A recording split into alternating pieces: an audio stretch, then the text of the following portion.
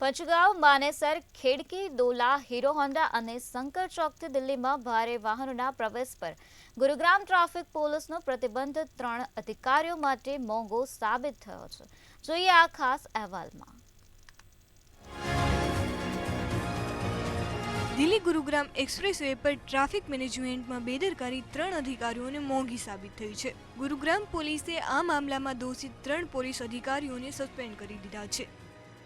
વાસ્તવમાં મુસાફરોને મંગળવારે બપોર સુધી દિલ્હી ગુરુગ્રામ એક્સપ્રેસ વે પર ભારે ટ્રાફિક જામનો સામનો કરવો પડ્યો હતો. પ્રજાસત્તાક દિવસની પરેડ અને અન્ય પ્રવૃત્તિઓ વિશે અગાઉથી માહિતી હોવા છતાં દિલ્હી અને ગુરુગ્રામ વચ્ચેની ટ્રાફિક વ્યવસ્થા સંપૂર્ણપણે ખોરવાઈ ગઈ હતી. જે બાદ ટ્રાફિક પોલીસના 3 ઝોનલ અધિકારીઓને સસ્પેન્ડ કરવામાં આવ્યા હતા. VO2 ગણતંત્ર દિવસની તૈયારીઓને ધ્યાનમાં રાખીને ગુરુગ્રામ ટ્રાફિક પોલીસે પંચગાંવ, IMT Manesar, ખેડકી Dola, hero Honda ચોક અને શંકર ચોક ખાતે ભારે વાહનોને રાષ્ટ્રીય રાજધાનીમાં પ્રવેશતા અટકાવ્યા હતા. ગુરુગ્રામ ટ્રાફિક પોલીસના આ નિર્ણયને કારણે સિહોર બોર્ડર પર ભારે વાહનોની લાંબી કતાર લાગી હતી. બાદમાં મામલો કાબૂમાં ન આવતા ટ્રાફિક વ્યવસ્થા સંપૂર્ણપણે ખોરવાઈ ગઈ હતી. VO3 સવારના ધસારા કલાકો દરમિયાન દિલ્હી પોલીસે રાષ્ટ્રીય રાજધાનીમાં પ્રવેશતા વાહનોની તપાસ કરવાનું શરૂ કર્યું, જેનાથી પરિસ્થિતિ વધુ અસ્તવ્યસ્ત થઈ ગઈ હતી.